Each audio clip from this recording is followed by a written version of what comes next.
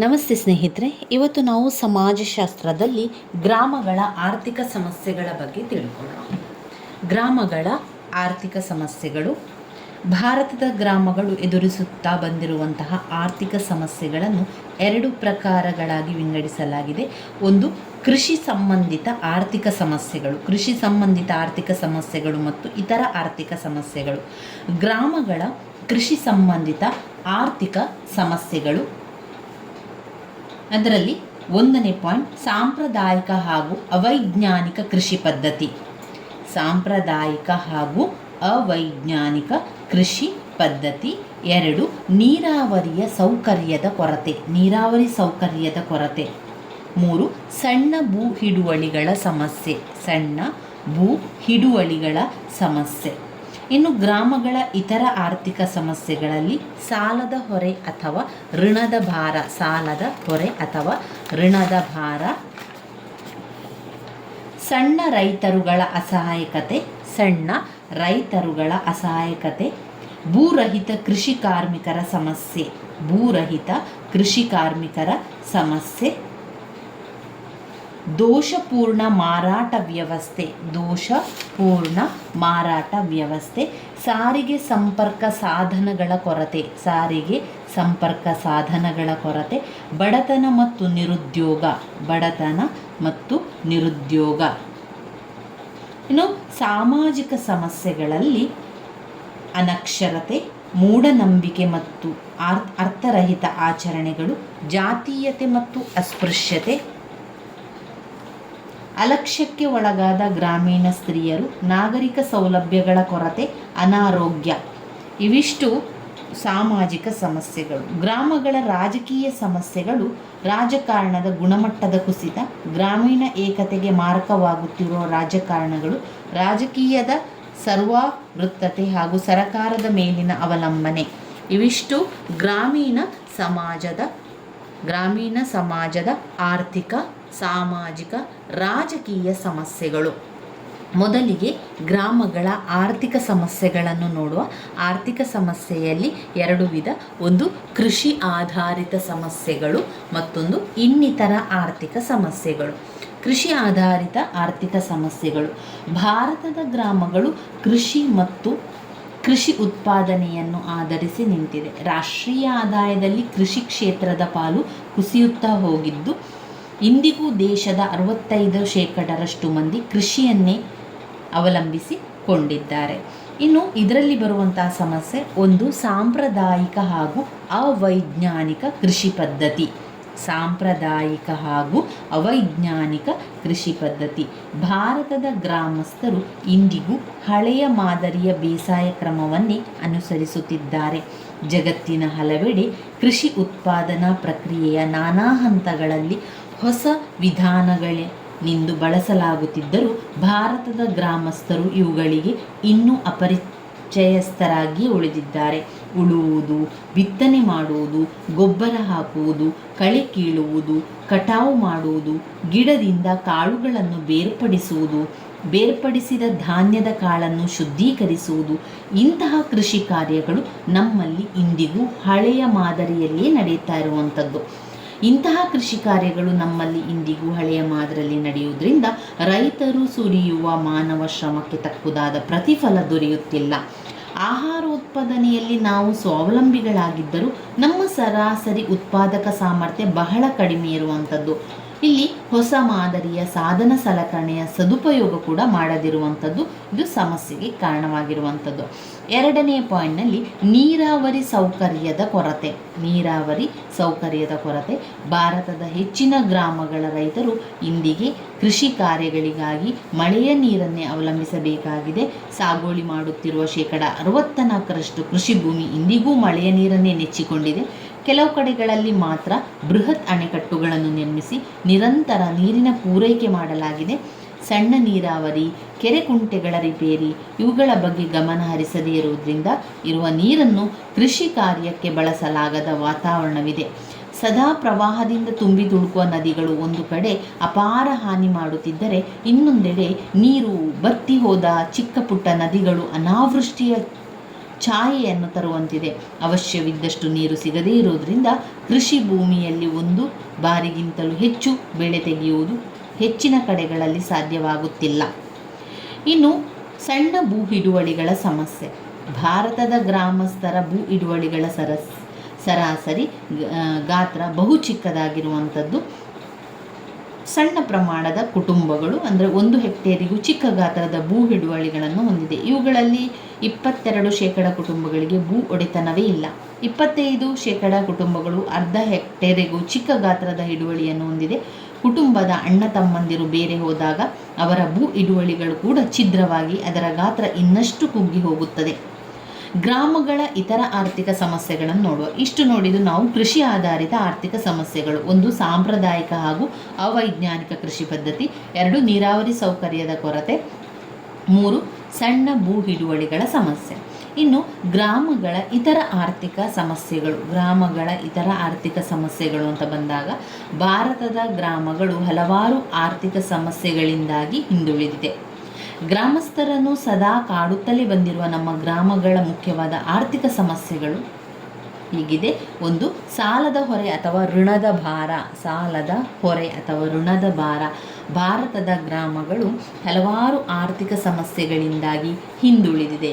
ಗ್ರಾಮಸ್ಥರನ್ನು ಸದಾ ಕಾಡುತ್ತಲೇ ಬಂದಿರುವ ನಮ್ಮ ಗ್ರಾಮಗಳ ಮುಖ್ಯವಾದ ಆರ್ಥಿಕ ಸಮಸ್ಯೆಗಳು ಕೂಡ ಈ ರೀತಿಯಾಗಿರುವಂಥದ್ದು. ಸಾಲದ ಹೊರೆ ಅಥವಾ ಋಣದ ಭಾರ. ಭಾರತೀಯ ರೈತರು ಸಾಲದಲ್ಲಿಯೇ ಹುಟ್ಟಿ ಸಾಲದಲ್ಲಿಯೇ ಬೆಳೆದು ಕೊನೆಗೆ ಸಾಲದಲ್ಲಿಯೇ ಸಾಯುತ್ತಾರೆ ಎಂಬ ಮಾತಿದೆ. ಯಾವುದೋ ಒಂದು ಆರ್ಥಿಕ ಮುಗ್ಗಟ್ಟನ್ನು ತತ್ಕಾಲಕ್ಕೆ ಎದುರಿಸಲಿಕ್ಕೆಂದು ರೈತ ಸಾಲ ಮಾಡುತ್ತಾನೆ. ಆ ಬಳಿಕ ಸಾಲಿಗನ ಒಂದು ಕಂಬದ ಬಾಹುಗಳಿಗೆ ಸಿಲುಕಿ ತಪ್ಪಿಸಿಕೊಳ್ಳಲಾಗದೆ ಜೀವನ ಪರ್ಯಂತಹ ಪುನಃ ಸಾಲವನ್ನು ಮಾಡುತ್ತಲೇ ಇರುತ್ತಾನೆ. ಮಾಡಿದ ಸಾಲಕ್ಕೆ ಪ್ರತಿಶತ 25ರಿಂದ 50 ರೂಪಾಯಿಗಳವರೆಗೆ ಬಡ್ಡಿ ಕಟ್ಟುತ್ತಾ ಹೋಗುತ್ತಾನೆ. ಸಾಲ ಪಡೆಯಲು ಜಮೀನು, ಮನೆ, ಒಡವೆ, ಪಾತ್ರೆ, ಪರಡಿಗಳನ್ನು ಒತ್ತೆ ಇಟ್ಟು ಆಮೇಲೆ ಆ ಒಂದು ಬಾಂಡ್ ಪತ್ರಗಳನ್ನು ಬರೆದು ಕೊಟ್ಟು ಅರ್ಥಾತ್ ಹೆಚ್ಚು ಹೆಬ್ಬೆಟ್ಟನ್ನು ಗುರುತು ಹಾಕಿ ಹೆಬ್ಬೆಟ್ಟಿನ ಸಹಿಯನ್ನು ಹಾಕುವಂಥದ್ದು. ಅಖಿಲ ಭಾರತ ಗ್ರಾಮೀಣ ಸಾಲ ಸಮೀಕ್ಷೆಯ ಪ್ರಕಾರ ಆ ಸಮಯಕ್ಕೆ ಗ್ರಾಮೀಣ ಸಾಲದ 70% ಇಂತಹ ಖಾಸಗಿ ಸಾಲಿಗರೇ ನೀಡುತ್ತಿದ್ದರೆ, ತಾನು ನಂಬಿಕೊಂಡ ಫಸಲು ಕೈಕೊಟ್ಟಾಗ ತನ್ನ ಕೃಷಿ ಕಾರ್ಯಗಳ ಬೆನ್ನೆಲುಬಿನಂತಹ ಎತ್ತುಗಳು ಅಥವಾ ಕೋಣಗಳು ಸಮಯಕ್ಕಾಗುವಾಗ ಸತ್ತು ಹೋದಾಗ, ಮನೆಯಲ್ಲಿ ಅನಿರೀಕ್ಷಿತವಾಗಿ ರೋಗ ರುಜಿನಗಳು ಹೆಚ್ಚಾದಾಗ, ಮನೆಯಲ್ಲಿ ನಡೆಯಬಹುದಾದ ಸಾಮಾಜಿಕ ಧಾರ್ಮಿಕ ಸಮಾರಂಭಗಳಿಗಾಗಿ ಯೋಗ್ಯತೆ ಮೀರಿ ಖರ್ಚು ಮಾಡಿದಾಗ, ಮನೆಯಲ್ಲಿ ಮದುವೆ ಮುಂಜಿ ನಡೆದಾಗ, ಹೀಗೆ ಕೆಲವು ಅನಿವಾರ್ಯತೆಗಳಿಂದಾಗಿ ರೈತ ತನ್ನ ಆದಾಯ ಸಾಕಾಗದೆ ಸಾಲ ಮಾಡುತ್ತಾನೆ. ಗ್ರಾಮಗಳಲ್ಲಿ ಸರ್ಕಾರಿ ಬ್ಯಾಂಕುಗಳು, ಭೂ ಅಭಿವೃದ್ಧಿ ಬ್ಯಾಂಕುಗಳು, ರಾಷ್ಟ್ರೀಕೃತ ಬ್ಯಾಂಕುಗಳ ವಿಶೇಷ ಶಾಖೆಗಳಾಗಿ ಆರಂಭವಾಗಿರುವ ಗ್ರಾಮೀಣ ಬ್ಯಾಂಕುಗಳು ಇವುಗಳ ಸೇವಾ ಸೌಲಭ್ಯವಿಲ್ಲದಾಗ ಸಾಲಿಗರನ್ನು ಹುಡುಕುತ್ತಾ ಹೋಗುವುದು ಗ್ರಾಮಸ್ಥರಿಗೆ ಅನಿವಾರ್ಯವಾಗುವುದು. ಅವರ ಜಾಲಕ್ಕೆ ಸಿಲುಕಿದ ರೈತರು ಶೋಷಣೆಯ ವಿಷ ವರ್ತುಲಕ್ಕೆ ತಮ್ಮನ್ನು ಒಡ್ಡಿಕೊಂಡು ಬಿಡುಗಡೆ ಇಲ್ಲದೆ ಬವಣೆ ಪಡುತ್ತಾರೆ. ಎಷ್ಟೋ ಬಾರಿ ಇಂತಹ ಸಾಲಗಳು ಪೀಳಿಗೆಯಿಂದ ಪೀಳಿಗೆಗೆ ಮುಂದುವರಿಯುತ್ತದೆ. ಈ ಬಗೆಯ ಸಾಲದಿಂದ ಸಣ್ಣ ರೈತರು ಹಾಗೂ ಭೂರಹಿತ ಕೃಷಿ ಕಾರ್ಮಿಕರು ಜೀತದಾಳುಗಳಂತೆ ದುಡಿಯಬೇಕಾಗಿದೆ. ಇನ್ನು ಸಣ್ಣ ರೈತರುಗಳ ಅಸಹಾಯಕತೆ. ಗ್ರಾಮಗಳ ದೊಡ್ಡ ರೈತರುಗಳ ಜೀವನ ಒಂದು ರೀತಿಯಲ್ಲಿದ್ದರೆ ಸಣ್ಣ ರೈತರುಗಳ ಬವಣೆಯೇ ಬೇರೆ. ಇವರುಗಳಿಗೆ ತಾವು ಹೊಂದಿರುವ ತುಂಡು ಭೂಮಿಯಿಂದ ಬರುವ ಉತ್ಪತ್ತಿ ಸಾಕಾಗುವುದಿಲ್ಲ.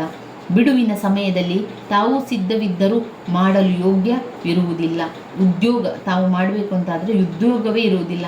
ಇರುವ ಭೂಮಿಯಿಂದ ಹೆಚ್ಚಿನ ಉತ್ಪಾದನೆ ತೆಗೆಯಲು ಬಂಡವಾಳ ತೊಡಗಿಸುವುದಕ್ಕೆ ಹಣವಿರುವುದಿಲ್ಲ. ತಾವು ಯಾವುದಾದರೂ ಗೃಹ ಕೈಗಾರಿಕೆಯಲ್ಲಿ ಅಥವಾ ಕರಕುಶಲ ವಸ್ತುಗಳ ತಯಾರಿಕೆಯಲ್ಲಿ ತೊಡಗಿದರೂ ತಮ್ಮ ವಸ್ತುಗಳಿಗಿಂತ ಮಾರುಕಟ್ಟೆಯಲ್ಲಿ ಕಡಿಮೆ ಬೆಲೆ, ಕಾರ್ಖಾನೆಗಳ ತಯಾರಿಕೆಯ ವಸ್ತುಗಳು ಲಭ್ಯವಿರುವಾಗ ತಮ್ಮ ವಸ್ತುಗಳಿಗೆ ಗಿರಾಕಿಗಳೇ ಇರುವುದಿಲ್ಲ.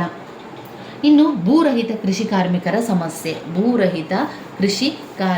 ಸಮಸ್ಯೆ. ಗ್ರಾಮದಲ್ಲಿ ವಾಸಿಸುವ ಎಲ್ಲರೂ ಭೂಮಿಯ ಒಡೆಯರಲ್ಲ. ಭೂಮಿಯ ಒಡೆಯರು ಕೆಲವು ಮಂದಿಯಾದರೆ ಅವುಗಳಲ್ಲಿ ದುಡಿಯುವ ಭೂರಹಿತ ಕಾರ್ಮಿಕರ ಹಲವು ಮಂದಿ. ಗ್ರಾಮೀಣ ಕುಟುಂಬಗಳ ಪೈಕಿ ಕುಟುಂಬಗಳು ಕೃಷಿ ಕಾರ್ಮಿಕರ ಕುಟುಂಬಗಳಾಗಿದ್ದವು. ಕೂಲಿಗಾರರ ಸಂಖ್ಯೆಯು ದಶಲಕ್ಷದಷ್ಟಿದ್ದರೂ ದಶಲಕ್ಷಕ್ಕೆ ಏರಿಕೆಯಾಯಿತು. ಸಾಮಾನ್ಯವಾಗಿ ಮೇಲ್ಜಾತಿಗಳ ಜನರು ಭೂಮಿಯ ಮಾಲೀಕರಾಗಿದ್ದರೆ ಕೆಳಜಾತಿಗಳ, ಅದರಲ್ಲಿಯೂ ಅಸ್ಪೃಶ್ಯ ಜಾತಿಗಳ ಜನರು ಭೂಮಾಲೀಕರ ಜಮೀನಿನಲ್ಲಿ ಕೂಲಿ ಮಾಡಿ ಜೀವಿಸುತ್ತಾರೆ. 90% ದಲಿತರು ಹಳ್ಳಿಗಳಲ್ಲಿ ವಾಸಿಸುತ್ತಿದ್ದು ಇವರಲ್ಲಿ 75% ಮಂದಿ ಕೃಷಿಯನ್ನು ಅವಲಂಬಿಸಿದ್ದಾರೆ. ಇವರಲ್ಲಿ ಸ್ವಂತ ಕೃಷಿ ಮಾಡುವವರ ಸಂಖ್ಯೆಗಿಂತಲೂ ಕೃಷಿ ಕೂಲಿಗಾರರ ಸಂಖ್ಯೆ ಹೆಚ್ಚಾಗಿರುತ್ತದೆ. ಇನ್ನು ದೋಷಪೂರ್ಣ ಮಾರಾಟ ವ್ಯವಸ್ಥೆ.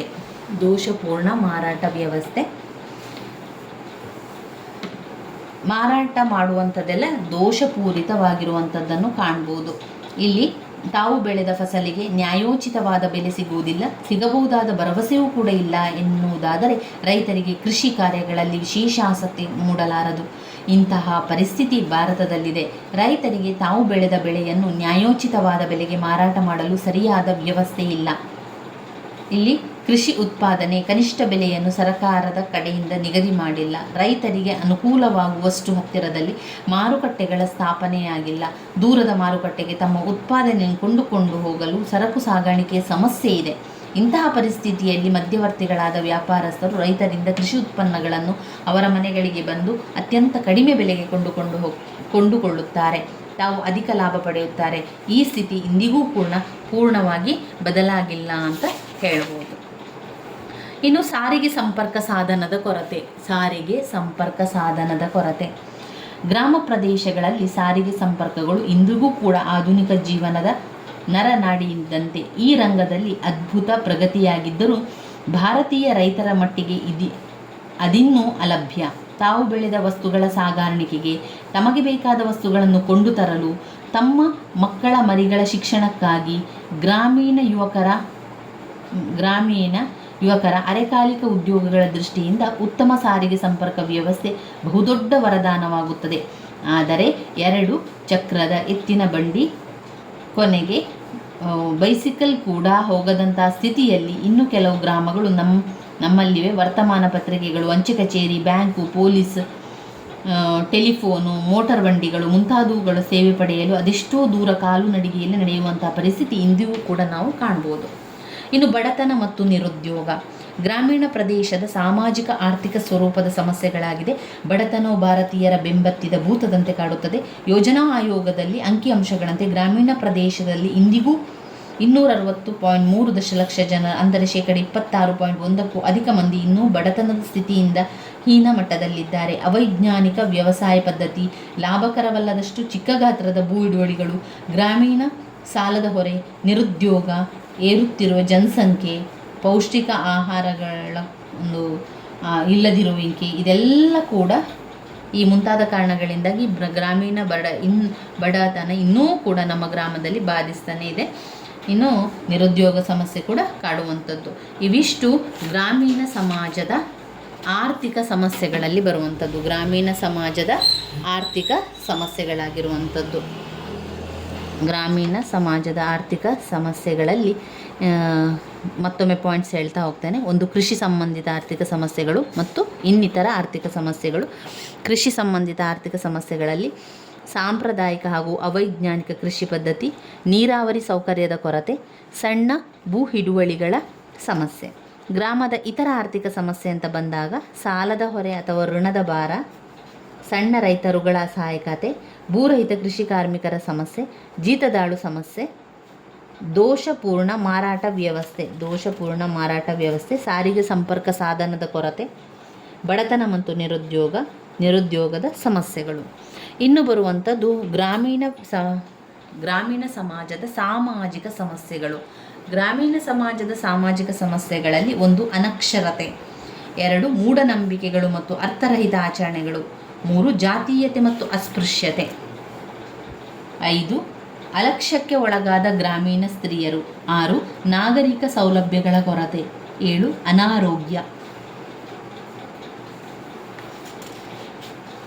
ಇವಿಷ್ಟು ಗ್ರಾಮೀಣ ಸಮಾಜದ ಸಾಮಾಜಿಕ ಸಮಸ್ಯೆಗಳಾಗಿದೆ. ಭಾರತದ ಗ್ರಾಮಗಳು ಆರ್ಥಿಕ ಹಾಗೂ ಕೃಷಿ ಸಂಬಂಧಿತ ಸಮಸ್ಯೆಗಳ ಜೊತೆಗೆ ಹಲವಾರು ಬಗೆಯ ಸಾಮಾಜಿಕ ಸಮಸ್ಯೆಗಳು ಒಳಗಾಗಿದೆ. ಇದರಲ್ಲಿ 1, ಅನಕ್ಷರತೆ. ಅನಕ್ಷರತೆಯು ಭಾರತದ ಗ್ರಾಮಗಳ ಮುಖ್ಯ ಲಕ್ಷಣವಾಗಿ ಬಿಟ್ಟಿದೆ. ದೇಶದಲ್ಲಿ 2001ರಲ್ಲಿ ಸಾಕ್ಷರತಾ ಪ್ರಮಾಣ ಪ್ರತಿಶತ 65.38%ರಷ್ಟಿದ್ದರೆ ಗ್ರಾಮೀಣ ಪ್ರದೇಶದಲ್ಲಿ ಅದು ಕೆಲವು 10ರಷ್ಟು ಕೂಡ ಇಲ್ಲವಾಗಿದೆ. ಅಕ್ಷರ ಜ್ಞಾನವಿಲ್ಲದೆ ಓದಿ ಬರೆಯಲು ತಿಳಿಯದ ನಮ್ಮ ಗ್ರಾಮೀಣ ಜನತೆ ಪರಿವರ್ತನೆಯ ಹರಿಕಾರರಾಗುವುದು ದುಸ್ತರ. ಆಧುನಿಕತೆಯ ಗಾಳಿ ಬೀಸುತ್ತಿದ್ದರೂ ಹಿರಿಯ ರೈತರುಗಳು ಅವುಗಳತ್ತ ಬೆರಗುಗಣ್ಣುಗಳಿಂದ ನೋಡಬೇಕಾಗಿದೆಯಷ್ಟೇ. ನಮ್ಮ ಮಕ್ಕಳು ಮರಿಗಳ ಶಿಕ್ಷಣದ ಬಗ್ಗೆಯೂ ಅವರ ಗಮನ ಇಲ್ಲ. ಮಾಧ್ಯಮಿಕ ಶಾಲಾ ಶಿಕ್ಷಣದವರೆಗಿನ ಶಿಕ್ಷಣವನ್ನು ಉಚಿತವಾಗಿ ನೀಡುವ ವ್ಯವಸ್ಥೆ ಇದ್ದರೂ ಕೂಡ ಅದರ ಸದುಪಯೋಗ ಹಳ್ಳಿಗಳಲ್ಲಿ ಅಷ್ಟಾಗಿ ಕಂಡುಬರುವುದಿಲ್ಲ. ಶಾಲೆಗಳಿಗೆ ಒಮ್ಮೆ ಸೇರಿದ ಮಕ್ಕಳು ಶಾಲೆಯನ್ನು ಅರ್ಧದಲ್ಲಿಯೇ ಬಿಟ್ಟು ಬಿಡುತ್ತಿವೆ. ಹಾಗೆ ಬಿಡುವುದರಲ್ಲಿ ಹೆಣ್ಣು ಮಕ್ಕಳದು ಹೆಚ್ಚು ಪಾಲು ಇರುವಂಥದ್ದನ್ನು ಕಾಣ್ಬೋದು. ಇದು ಅನಕ್ಷರತೆಗೆ ಕಾರಣವಾಗಿರುವಂಥದ್ದು. 2ನೇ ಪಾಯಿಂಟ್ನಲ್ಲಿ ಮೂಢನಂಬಿಕೆಗಳು ಮತ್ತು ಅರ್ಥರಹಿತ ಆಚರಣೆಗಳು. ಮೂಢನಂಬಿಕೆ ಮತ್ತು ಅರ್ಥರಹಿತ ಆಚರಣೆ. ಭಾರತೀಯ ಗ್ರಾಮಗಳು ಇಂದಿಗೂ ಮೂಢನಂಬಿಕೆಗಳು ಮತ್ತು ಅರ್ಥರಹಿತ ರೂಢಿ ಪದ್ಧತಿಗಳ ಹಿಡಿತದಲ್ಲಿದೆ. ಅನಕ್ಷರತೆ, ಬಡತನ, ಸಂಪರ್ಕ ಸಾಧನಗಳ ಕೊರತೆ ಇದಕ್ಕೆ ಕಾರಣವಾಗಿದೆ. ಅವರನ್ನು ಆವರಿಸಿರುವ ಮೌಢ್ಯತೆಯಿಂದಾಗಿ ಎಲ್ಲದಕ್ಕೂ ಅವರು ದೈವಿಕ ಕಾರಣವನ್ನೇ ನೀಡುತ್ತಾ ಮನುಷ್ಯ ಶಕ್ತಿ ಸಾಮರ್ಥ್ಯದ ಮಹತ್ವವನ್ನು ಮರೆತಿದ್ದಾರೆ. ರೋಗ ರುಜಿನಗಳು ಹರಡಲು, ಫಸಲು ಹಾಳಾಗಲು, ಜಾನುವಾರುಗಳ ಕಾಯಿಲೆಯಿಂದ ಸಾಯಲು, ಮನೆಯಲ್ಲಿ ಮಕ್ಕಳು ಹುಟ್ಟಲು, ಮಳೆ ಬಾರದಿರಲು ಅಥವಾ ಅತಿವೃಷ್ಟಿಯಾಗಲು, ಹೀಗೆ ಎಲ್ಲದಕ್ಕೂ ಕೂಡ ದೈವೀ ಶಕ್ತಿ ಇದೆ ಎಂದು ಕಾರಣವೆಂದು ಅವರು ನಂಬುವರು. ಇನ್ನು ಜಾತೀಯತೆ ಮತ್ತು ಅಸ್ಪೃಶ್ಯತೆ. ಗ್ರಾಮಗಳಲ್ಲಿ ಜಾತೀಯತೆ ಹಾಗೂ ಅಸ್ಪೃಶ್ಯತೆ ಇವೆರಡೂ ಜೀವಂತವಾಗಿದೆ. ಜಾತೀಯತೆಯು ಬಲವಾಗಿ ಬೇರೂರಿರಲು ಗ್ರಾಮಗಳೇ ಕಾರಣ ಎಂದು ಆಪಾದಿಸಲಾಗಿದೆ. ಗ್ರಾಮ ಪಂಚಾಯಿತಿಯ ಪುನರ್ಜೀವನಕ್ಕೆ ವಿರೋಧವನ್ನು ವ್ಯಕ್ತಪಡಿಸುತ್ತಾ ಡಾಕ್ಟರ್ ಅಂಬೇಡ್ಕರ್ ಅವರು ಗ್ರಾಮಗಳೆಂದರೆ ಪ್ರಾದೇಶಿಕತೆಯ ಕೊಳೆಗುಂಡಿಗಳಲ್ಲದೆ ಬೇರೇನು, ಅವು ಅಜ್ಞಾನದ, ಸಂಕುಚಿತ ಮನೋಭಾವದ, ಜಾತೀಯತೆ ಬಿಲಗಳಲ್ಲದೆ ಮತ್ತೇನು. ಇಲ್ಲಿ ಕರಡು ಸಂವಿಧಾನದಲ್ಲಿ ಗ್ರಾಮಗಳನ್ನು ಕೈಬಿಟ್ಟು ವ್ಯಕ್ತಿಗಳನ್ನೇ ಘಟಕಗಳನ್ನಾಗಿ ತೆಗೆದುಕೊಂಡಿರುವುದಕ್ಕಾಗಿ ನಮಗೆ ಸಂತೋಷವಾಗಿದೆ.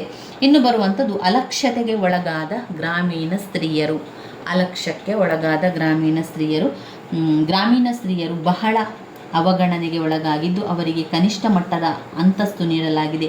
ಕೇವಲ ಅಡುಗೆ ಮನೆ ಹಾಗೂ ಮನೆ ಕೆಲಸಗಳಿಗೆ ತಮ್ಮನ್ನು ತೊಡಗಿಸಿಕೊಂಡು ಇವರು ಅಷ್ಟಾಗಿ ಶಿಕ್ಷಿತರಲ್ಲ. ಅದೇ ಕಾರಣಕ್ಕಾಗಿ ತಮ್ಮ ಮಕ್ಕಳಿಗೆ ಶಿಕ್ಷಣದ ವಿಚಾರದಲ್ಲಿ ಅವರು ಹೆಚ್ಚು ಸಮರ್ಥರಾಗಿ ಮಾರ್ಗದರ್ಶನ ನೀಡಲಾಗುವುದವರಾಗಿದ್ದಾರೆ. ಪುರುಷರ ದಾಸರಂತೆ, ದ್ವಿತೀಯ ದರ್ಜೆಯ ಪ್ರಜೆಗಳಂತೆ ಅವರ ಬದುಕು ಸಾಗಿದೆ. ಇವರಲ್ಲಿ ಬಹಳ ಮಂದಿ ಬಾಲ್ಯ ವಿವಾಹಕ್ಕೆ ಒಳಗಾಗುವುದು ಇದೆ. ಕುಟುಂಬದ ವಿಚಾರಗಳಲ್ಲಿ ಇವರ ಅಭಿಪ್ರಾಯಗಳನ್ನು ಕೇಳದೆ ಅಪರಾಧ ನಿರ್ಧಾರ ತೆಗೆದುಕೊಳ್ಳುವ ಅಧಿಕಾರ ಅವರಿಗಿಲ್ಲ. ಇನ್ನು ಲಿಂಗ ತಾರತಮ್ಯದ ಪ್ರಜ್ಞೆ ಅವರಿಗಿಲ್ಲವಾಗಿದ್ದರೂ ಪ್ರಯತ್ನ ನಡೆದಿದ್ದರೂ ಅವರ ಪೂರ್ಣ ಲಾಭ ಪ್ರಾಪ್ತವಾಗಲು ಇನ್ನಷ್ಟು ಕಾಲ ಬೇಕಾಗುತ್ತದೆ. ಇನ್ನು ನೆಕ್ಸ್ಟ್ ಪಾಯಿಂಟ್, ನಾಗರಿಕ ಸೌಲಭ್ಯಗಳ ಕೊರತೆ. ಗ್ರಾಮಸ್ಥರಿಗೆ ಆಧುನಿಕ ಜೀವನದ ಅತ್ಯವಶ್ಯ ಸೌಲಭ್ಯಗಳಾದ ವೈದ್ಯಕೀಯ, ಶೈಕ್ಷಣಿಕ, ಆರ್ಥಿಕ, ಸಾರಿಗೆ ಸಂಪರ್ಕ ಇದೇ ಮುಂತಾದವುಗಳು ಅಗತ್ಯಕ್ಕನುಸಾರವಾಗಿ ಒದಗಿಸಲು ಸಾಧ್ಯವಿಲ್ಲ. ಇನ್ನು ಅನಾರೋಗ್ಯ. ಗ್ರಾಮೀಣ ಅನಾರೋಗ್ಯ ಬಹಳ ಶೋಚನೀಯವಾಗಿದೆ. ಹಳ್ಳಿಯ ಪರಿಸರ ಅನೈರ್ಮಲ್ಯತೆಯಿಂದ ಕೂಡಿದ್ದು ಹಲವು ರೋಗ ರುಜಿನಗಳಿಗೆ ನೆಲವೀಡಾಗಿದೆ. ತೀರಾ ಅಗತ್ಯವಾಗಿರುವ ವೈದ್ಯಕೀಯ ನೆರವು ದೊರಕುತ್ತಿಲ್ಲವಾದ್ದರಿಂದ ಜನನ ಪ್ರಮಾಣ, ಮರಣ ಪ್ರಮಾಣ ಎರಡೂ ಇಲ್ಲಿ ಅಧಿಕವಾಗಿರುವಂಥದ್ದು.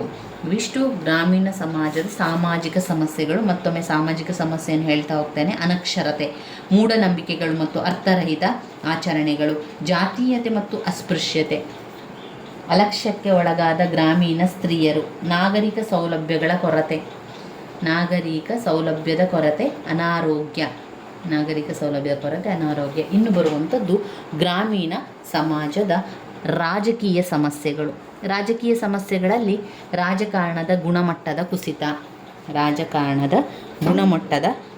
ಕುಸಿತ, ಗ್ರಾಮೀಣ ಏಕತೆಗೆ ಮಾರಕವಾಗುತ್ತಿರುವ ರಾಜಕಾರಣಗಳು, ರಾಜಕೀಯದ ಸರ್ವವ್ಯಾಪಕತೆ ಮತ್ತು ಸರ್ಕಾರದ ಮೇಲಿನ ಅವಲಂಬನೆ, ಇವಿಷ್ಟು ರಾಜಕೀಯ ಸಮಸ್ಯೆಗಳಲ್ಲಿ ಬರ್ತದೆ. ರಾಜಕಾರಣದ ಗುಣಮಟ್ಟದ ಕುಸಿತ. ಅನಕ್ಷರತೆ ಪ್ರಜಾಸತ್ತತೆಯ ದುಸ್ವಪ್ನವಿದ್ದಂತೆ. ಗ್ರಾಮೀಣ ಸಾಕ್ಷರತೆಯ ಪ್ರಮಾಣ ಕಡಿಮೆ ಇರುವುದರಿಂದ ಸರಿಯಾದ ಬೌದ್ಧಿಕ ಪ್ರೌಢಿಮೆ ಇಲ್ಲದವರು ರಾಜಕೀಯ ಅಧಿಕಾರದ ಸ್ಥಾನಗಳಿಗಾಗಿ ಸ್ಪರ್ಧೆಗಿಳಿದಿದ್ದಾರೆ. ಸಮರ್ಥ ವ್ಯಕ್ತಿಗಳನ್ನು ಆಯ್ಕೆ ಮಾಡಲಾಗದ ಅಸಮರ್ಥ, ಹಣಕ್ಕಾಗಿ ಮತಗಳನ್ನು ಮಾರಿಕೊಳ್ಳುವುದು, ಪ್ರಬಲ ಜಾತಿಗಳ ಎದುರು ಮುಕ್ತವಾಗಿ ರಾಜಕೀಯದಲ್ಲಿ ಭಾಗವಹಿಸಲಾಗದ ದುರ್ಬಲ ಜಾತಿಗಳ ಸ್ಥಿತಿ ಇವು ನಮ್ಮ ರಾಜಕಾರಣದ ಕುಸಿತಕ್ಕೆ ಕಾರಣವಾಗಿದೆ. ಇನ್ನು ಗ್ರಾಮೀಣ ಏಕತೆಗೆ ಮಾರಕವಾಗುತ್ತಿರುವ ರಾಜಕಾರಣ. ಈಗಿನ ಪ್ರಜಾಸತ್ತಾತ್ಮಕ ವ್ಯವಸ್ಥೆಯಿಂದ ಸಮಾನತೆಯನ್ನು ಸ್ಥಾಪಿಸುವಲ್ಲಿ, ಅಧಿಕಾರದ ಹಂಚಿಕೆಯಲ್ಲಿ, ಜನಸಾಮಾನ್ಯರಿಗೂ ರಾಜಕೀಯ ಸಹಭಾಗಿತ್ವದ ಅವಕಾಶವನ್ನು ಕಲ್ಪಿಸುವಲ್ಲಿ ಬಹಳಷ್ಟು ಸಾಧನೆಯಾಗಿದೆ ನಿಜ. ಆದರೆ ಅದರೊಂದಿಗೆ ಸೇರಿಕೊಂಡಿರುವ ಒಂದು ಬಹುದೊಡ್ಡ ಕೊರತೆ ಎಂದರೆ ಗ್ರಾಮೀಣ ಏಕತೆ ಅಥವಾ ಒಗ್ಗಟ್ಟು ಕುಸಿಯುತ್ತಾ ಬಂದಿರುವುದು. ಪಕ್ಷ ರಾಜಕಾರಣ ಹಾಗೂ ಜಾತಿ ರಾಜಕಾರಣಗಳಿಂದ ಗ್ರಾಮೀಣ ಸಮುದಾಯದಲ್ಲಿ ಹಲವು ಬಣಗಳು ಹುಟ್ಟಿಕೊಂಡು ಅವುಗಳೊಳಗೆ ಪರಸ್ಪರ ದ್ವೇಷ ಅಸೂಯೆ ಕೂಡ ಹೆಚ್ಚತೊಡಗಿತು. ಇನ್ನು ರಾಜಕೀಯ ಸರ್ವವ್ಯಾಪಕತೆ ಹಾಗೂ ಸರ್ಕಾರದ ಮೇಲಿನ ಅವಲಂಬನೆ. ಗ್ರಾಮಗಳು ಇಂದು ರಾಜಕೀಯ ಆಟದ ಕಣಗಳಾಗಿದೆ. ಪ್ರತಿಯೊಂದು ವಿಷಯದಲ್ಲೂ ರಾಜಕೀಯ ಹಸ್ತಕ್ಷೇಪವಿರುವುದರಿಂದ ಗ್ರಾಮೀಣ ಪ್ರಗತಿ ಕುಂಠಿತವಾಗಿದೆ. ಸರ್ಕಾರದ ಮೇಲೆ ಅವಲಂಬನೆ ಹೆಚ್ಚಾಗಿದೆ. ರಸ್ತೆ ರಿಪೇರಿ, ಕುಡಿಯುವ ನೀರಿನ ಬಾವಿಯ ಶುಚೀಕರಣ ಇಂತಹ ಚಿಕ್ಕ ಪುಟ್ಟ ಕೆಲಸಗಳನ್ನು ಪರಸ್ಪರ ಸಹಕಾರದಿಂದ ಮಾಡುವುದರ ಬದಲು ಸರ್ಕಾರವೇ ಅದನ್ನು ಮಾಡಬೇಕೆಂದು ಜನ ನಿರೀಕ್ಷಿಸುತ್ತಾರೆ. ಇಂತಹ ಪ್ರವೃತ್ತಿ ಗ್ರಾಮದ ಏಳಿಗೆಗೆ ಮಾರಕವಾದುದು. ಇವಿಷ್ಟು ಗ್ರಾಮಗಳ ರಾಜಕೀಯ ಸಮಸ್ಯೆ, ರಾಜಕೀಯ ಸಮಸ್ಯೆ, ಗ್ರಾಮಗಳ ಸಾಮಾಜಿಕ ಸಮಸ್ಯೆ, ಗ್ರಾಮಗಳ ಆರ್ಥಿಕ ಸಮಸ್ಯೆ. ಹಾಗೆ ಒಟ್ಟಿನಲ್ಲಿ ಇವೆಲ್ಲ ಕೂಡ ಗ್ರಾಮೀಣ ಸಮಸ್ಯೆಗಳಲ್ಲಿ, ಭಾರತದ ಗ್ರಾಮಗಳ ಸಮಸ್ಯೆಗಳಲ್ಲಿ ಬರುವಂಥದ್ದು. ಭಾರತದ ಗ್ರಾಮದ ಸಮಸ್ಯೆಗಳು ಇವಿಷ್ಟನ್ನು ಓದ್ಕೊಳ್ಬೇಕು. ತುಂಬಾ ಮುಖ್ಯವಾಗಿರುವಂಥ ಪ್ರಶ್ನೆ. ನನ್ನ ವೀಡಿಯೋಸ್ ಎಲ್ಲ ನಿಮಗೆ ಇಷ್ಟ ಆಗಿದ್ದರೆ ಲೈಕ್ ಕೊಡಿ, ಶೇರ್ ಮಾಡಿ, ಸಬ್ಸ್ಕ್ರೈಬ್ ಮಾಡಲಿಕ್ಕೆ ಮರಿಬೇಡಿ ಸ್ನೇಹಿತರೆ. ಧನ್ಯವಾದಗಳು.